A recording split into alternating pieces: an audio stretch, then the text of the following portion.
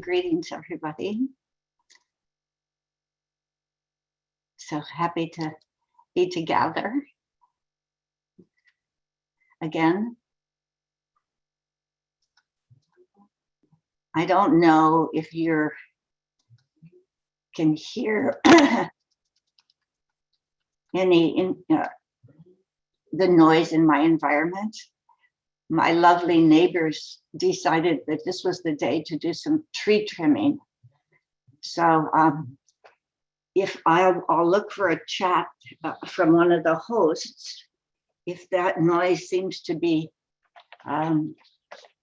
interfering and getting louder, then we'll just revert. I'll turn my sound off and we'll sit together in silence.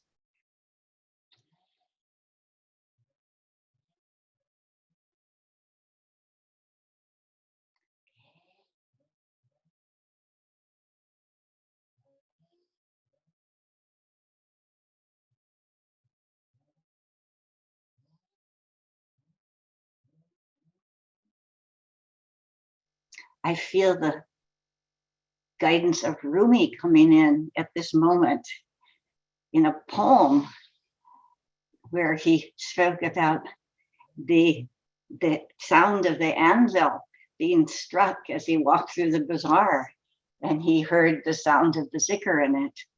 So that has opened the space for all sounds to be present and not bother me anyway.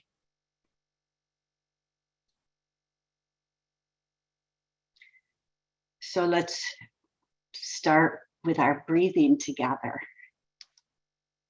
Of course, at first we're aware of this personal body breathing, right?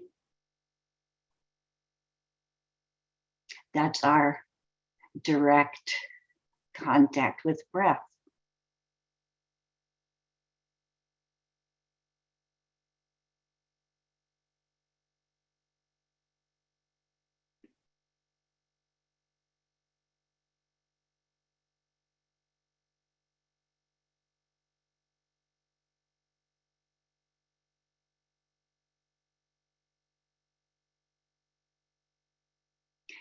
And as we've been practicing together and attuning together over these months, and looking directly, not conceptually or intellectually, looking directly at what is here, this experience, and right now of breathing, we can read directly from this, our own experience, that not only is this breath utterly personal, it invades and pervades this self, myself, this unique self with this unique life.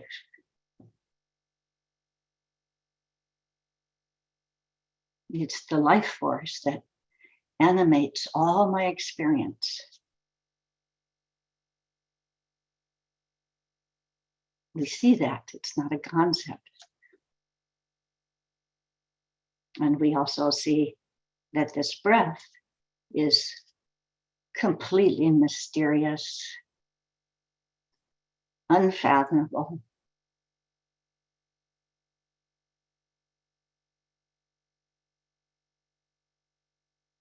So when we breathe together with awareness, like this,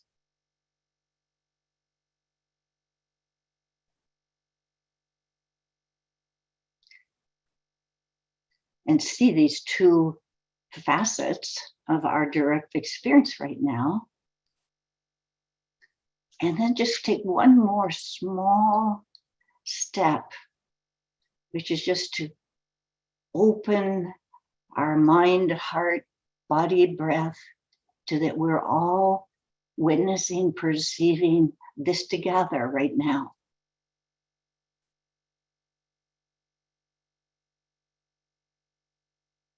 Isn't that marvelous?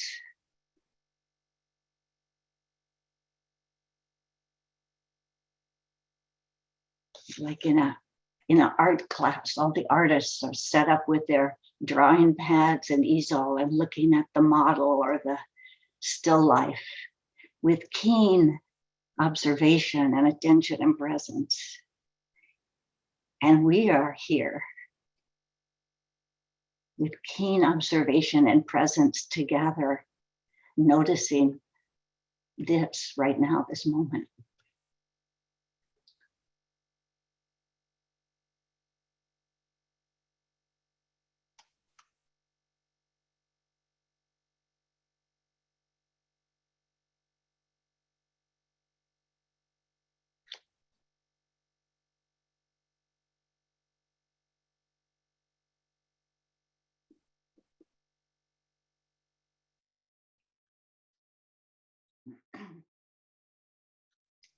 And we've called this time together, meeting like this, attunement.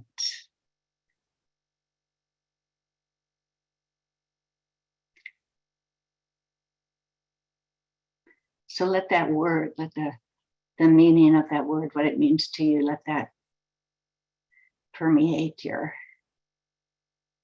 mind or your heart.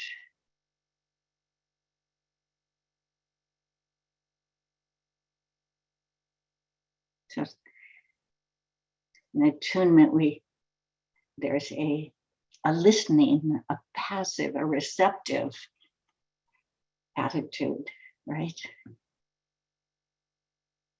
I'm going to let something else come into me to affect me.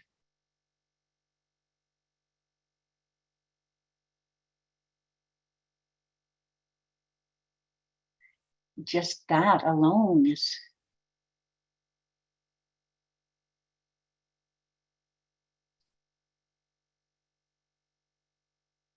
profound.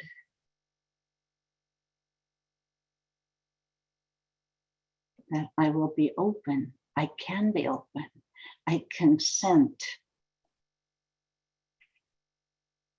to be open.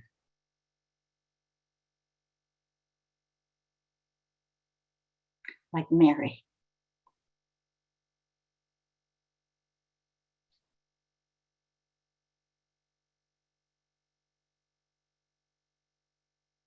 Richard says all souls, including the prophet, is receptive to the one.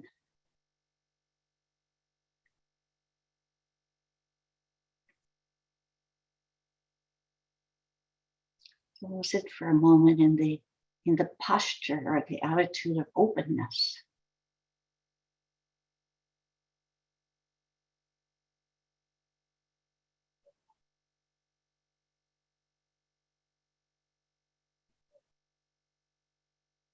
So what's the body sensation? What happens in our heart?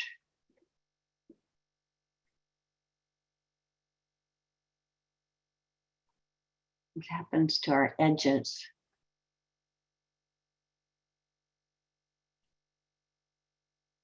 Yes, what happens to our edges?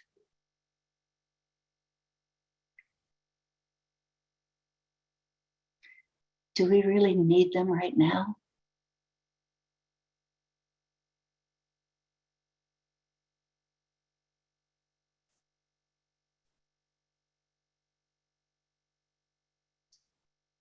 Can we let something enter?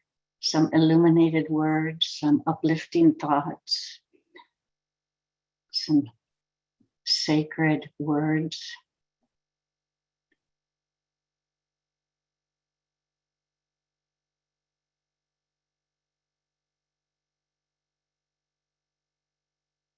Something heartbreaking.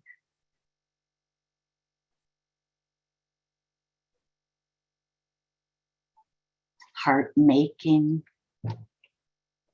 This is attunement, this opening to be touched,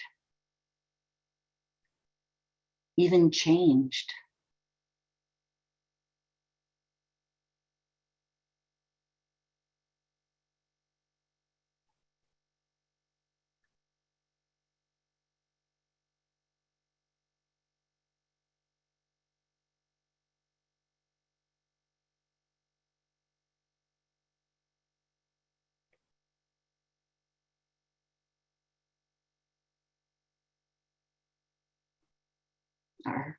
Sometimes our heart is referred to as a lyre, a lyre, that musical instrument that is a harp that is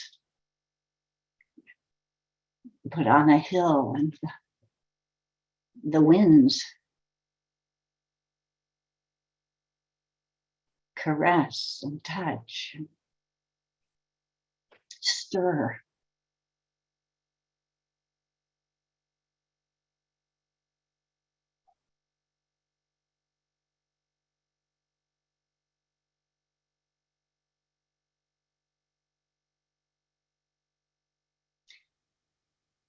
And as well as this receptive, touchable posture in attuning is keen listening.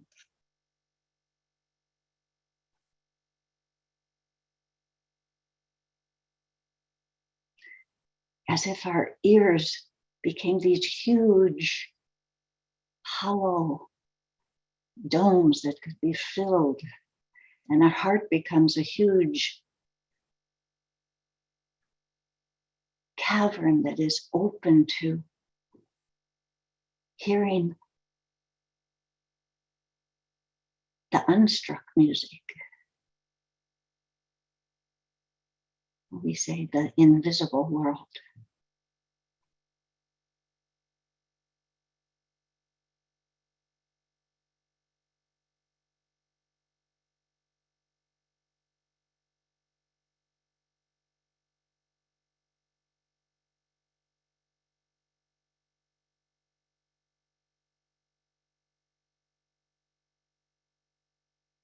This is the ingredient of attuning, is this openness,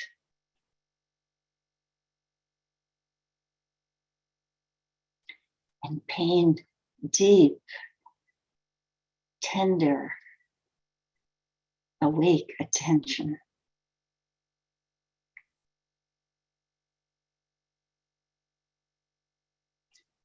And not for anything in particular.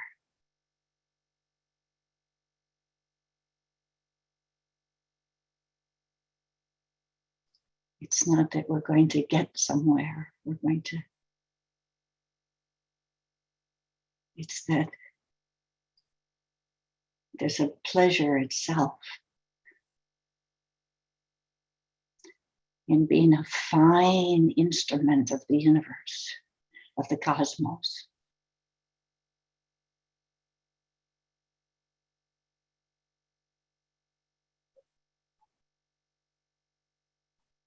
Our heart, our listening heart, our attuned heart is more than a telescope, more than a microscope. It tastes and knows. We taste and know and can know the mystery.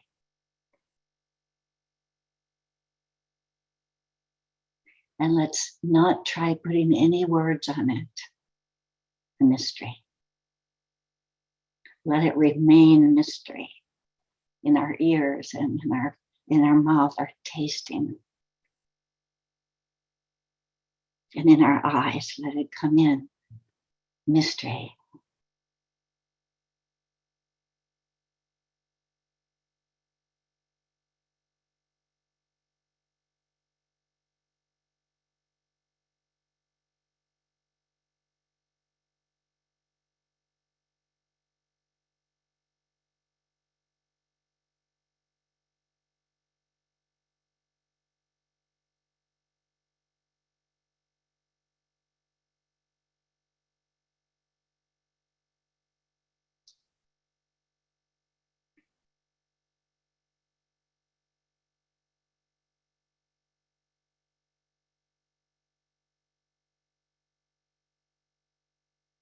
And so we can be here together, welcoming the mystery to enter our space, our hearts.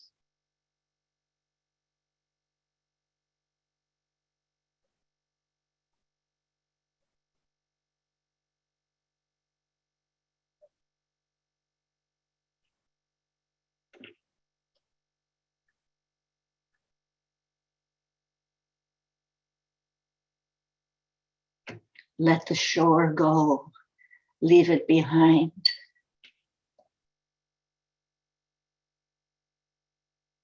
Into the fathomless.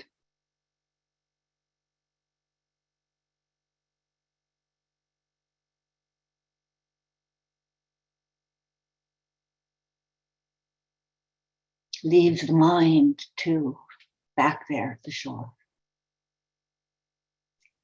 It doesn't have the capacity to receive this.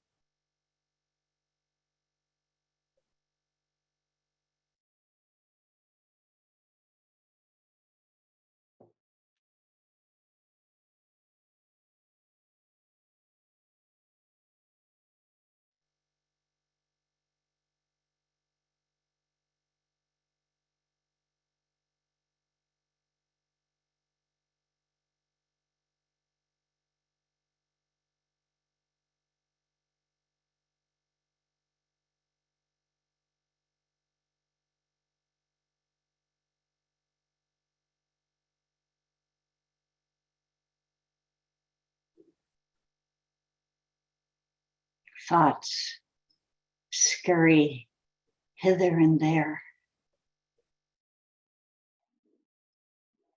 The shore behind us beckons us for solid ground again.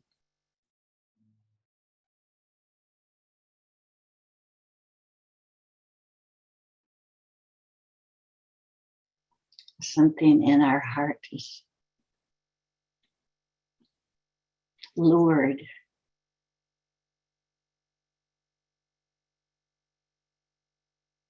toward the beloved.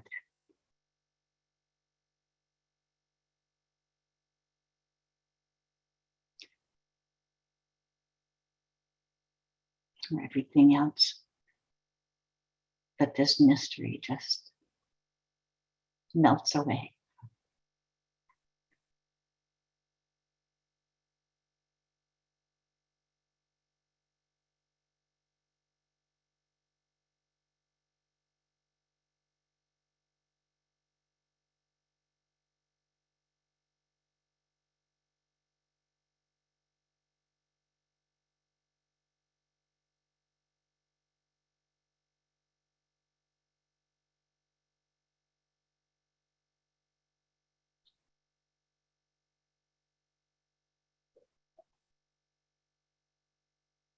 This mystery, the very core of existence,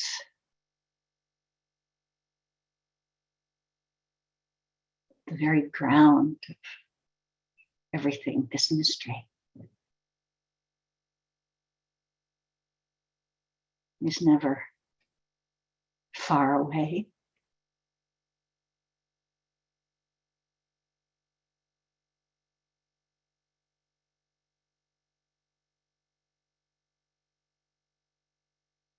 Our every breath comes from this mystery.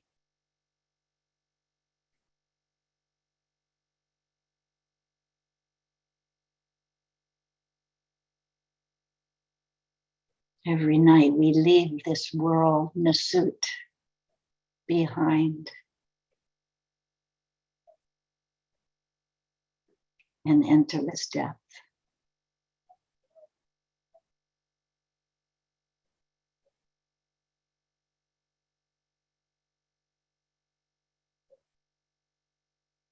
The physicist burrowing down into the very, very depth of matter and come to this.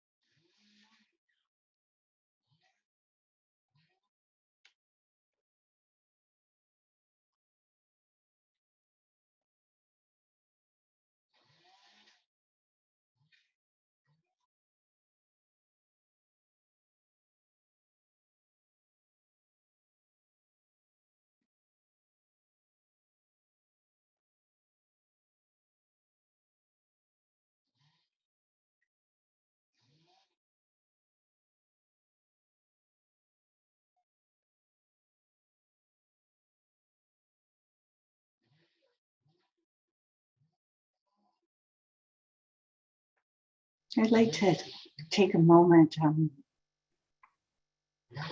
I don't know if you can hear it, but over here where I'm sitting, I'm pulled into the outer world now with the sounds of the chainsaws.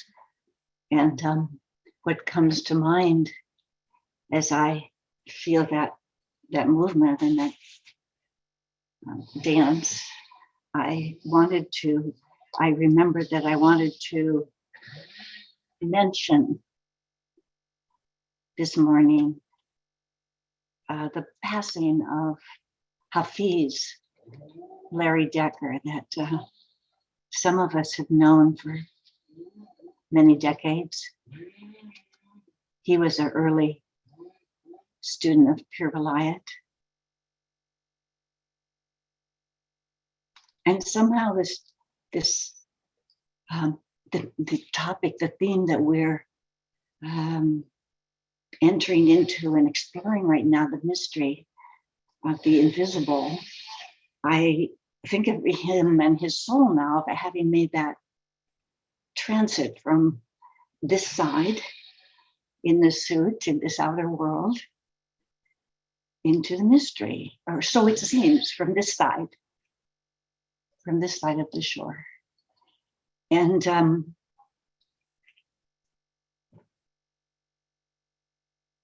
he was a murid.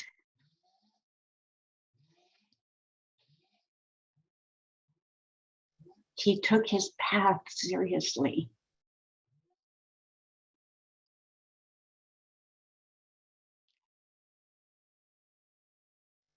And his wife Musawira said that the last thing he said, the last words he spoke were, Allahu Akbar.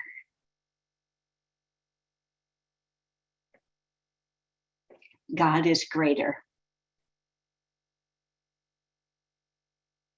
than anything we can conceive or nail down, or wrap our arms around, right?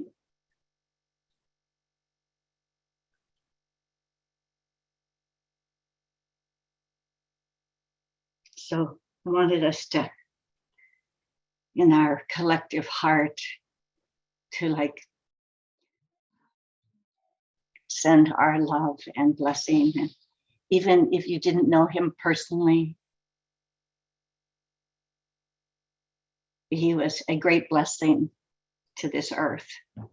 He worked with the trauma of veterans and entered into the hell realms in which they had experienced and held love, meaning, hope in a very gritty and real and beautiful way. So I honor our friend Hafiz. And may we all be blessed with, when that time comes, when we actually leave our body on this side of the shore and move into the mystery without this body address, may the summation of our life be beautiful in beautiful words and thoughts, like our friend.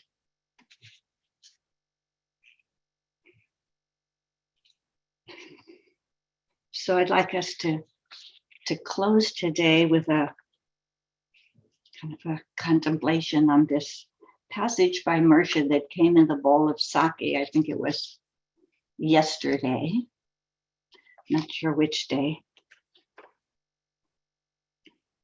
We'll spend a few minutes just letting the meaning of it seep into our minds and our hearts, rather than just these wonderful phrases we hear that are beautiful philosophy, right?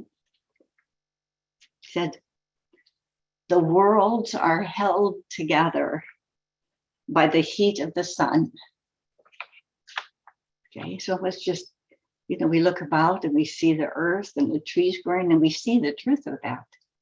The worlds are held together by the heat of the sun. Each of us are atoms held in position by the eternal sun that we call God. This eternal light, which we call God. Each of us are atoms that are held in position by this eternal light. And within us is the same central power. We can call it light or God or love. But by it, we too hold up human beings within our sphere.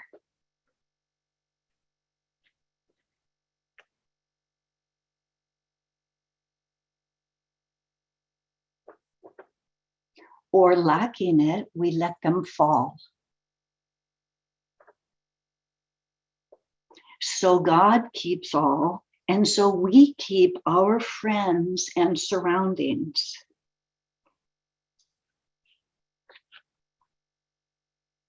And with this knowledge of life in the world becomes a glorious vision. So let us feel for a moment how we are held, but particularly those in our life. He says our friends, we could say our family, our planet, our community. He says within us is the same central power. See if we can take that in. Within us is the same central power as the eternal sun.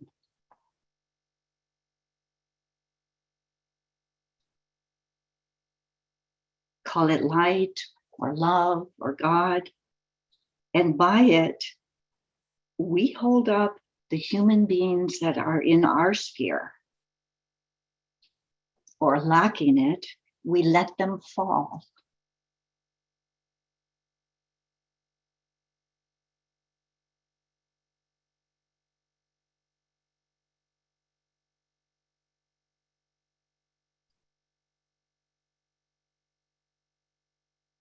So perhaps that's a parting thought, that we can go into this day realizing that we are a universe with a sun that can shine and offer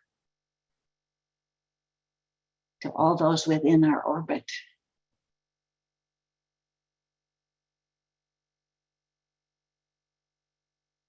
Just like we are receiving the light of others as well.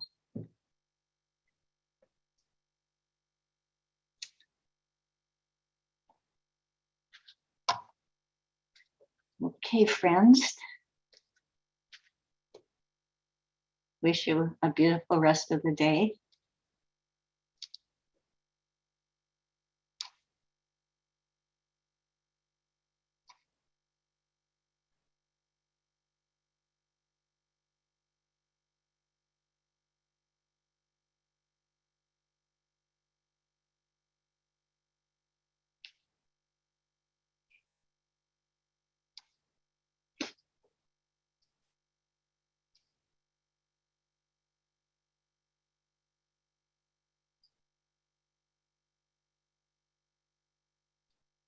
Do I hear any birds?